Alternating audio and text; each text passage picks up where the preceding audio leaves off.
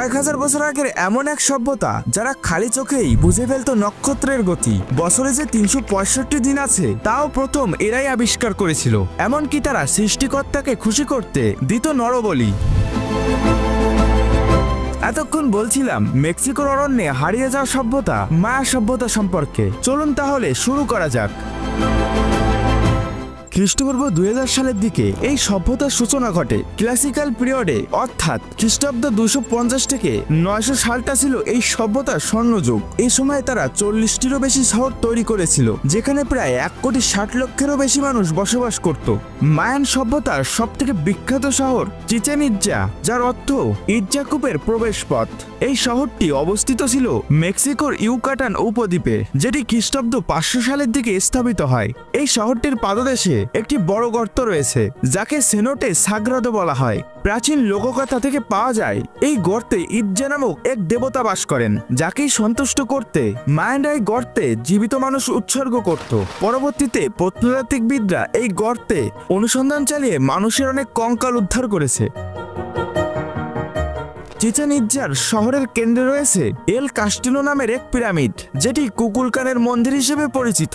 এই পিরামিডটি প্রায় 30 মিটার উঁচু এবং 9টি ধাপযুক্ত, যার চারদিকে ওঠার জন্য সিঁড়ি রয়েছে। প্রতি বছরের 20 মার্চ ও 23 সেপ্টেম্বরের এই 2 দিনে সূর্য পৃথিবীর এমন স্থানে আসে যে তখন এই পিরামিডের ছায়া দেখলে মনে হয় একটা সাপ নড়ছে, যাকে মায়ানরা কুকুলকানের দেবতার আশীর্বাদ মনে করতেন। এ জাতির মানুষরা খেলাধুলা খুবই পছন্দ করত, সেজন্যই হয়তো এই শহরটি থেকে প্রায় 13টি বল কোর্ট আবিষ্কার করা হয়েছে, যার সবথেকে বড়টির দৈর্ঘ্য প্রায় 168 মিটার, যেখানে এ জাতি বিশেষ ধরনের ফুটবল খেলা করত। মায়ানরা জ্যোতির্বিজ্ঞানেও খুব পারদর্শী ছিল। তারা খালি চোখেই গ্রহ নক্ষত্র পর্যবেক্ষণ করে গতি নির্ণয় করতে পারত। আর আজ আমরা যে 365 দিনে 1 বছর বলি, তারও আবিষ্কারক ছিল এই মায়ান সভ্যতার মানুষ। ইতিহাস ঘাটলে আরও পাওয়া যায় এ সময় তারা নির্ভুল ক্যালেন্ডার এবং শূন্যের ধারণার আবিষ্কার করেছিল। এরা শূন্যকে চোখের মতো চিহ্ন দিয়ে প্রকাশ করত। লেখার জন্য তারা গ্লিপ ব্যবহার করত। এই গ্লিপ লিপিটি ছবি বা সংকেতের মাধ্যমে লেখা হতো এবং 700টিরও বেশি গ্লিপ লিপি ছিল, যেগুলো তারা গাছের বাকলে লিখে বই তৈরি করত। সম্প্রতি বিজ্ঞানীরা লাইডার প্রযুক্তি দিয়ে হারিয়ে যাওয়া মায়ানদের শহরগুলো আবিষ্কার করেছে। এই লাইডার কথাটির অর্থ হলো লাইট ডিটেকশন অ্যান্ড রেঞ্জিং, যেটিতে প্লেন থেকে এক বিশেষ লেজার পালস দিয়ে জঙ্গলের নিচে থাকা স্ট্রাকচারগুলোকে খুঁজে বের করা হয়।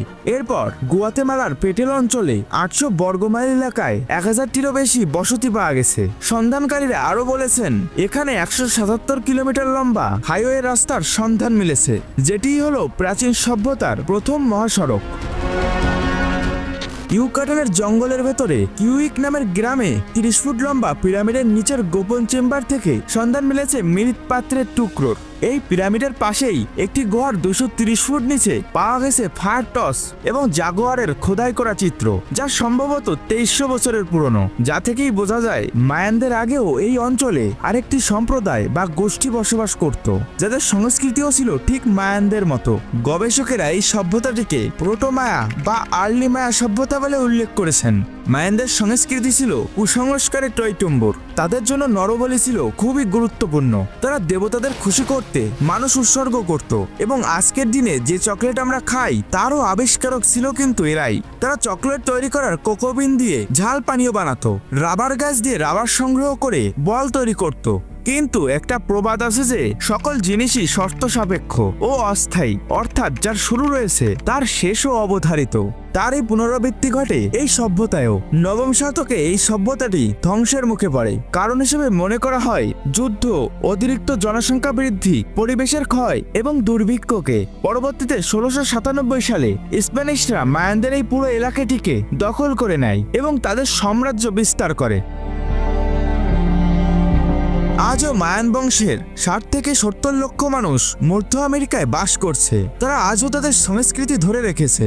1988 সালে চিচেন ইৎজাকে ইউনেস্কো ওয়ার্ল্ড হেরিটেজ সাইট হিসেবে ঘোষণা করেছে এবং প্রতি বছর এই জায়গাটিতে 20 লক্ষেরও বেশি পর্যটক ঘুরতে আসে। সর্বশেষ 2024 সালের ডাটা অনুযায়ী 22 লক্ষ মানুষ ঘুরতে এসেছিল।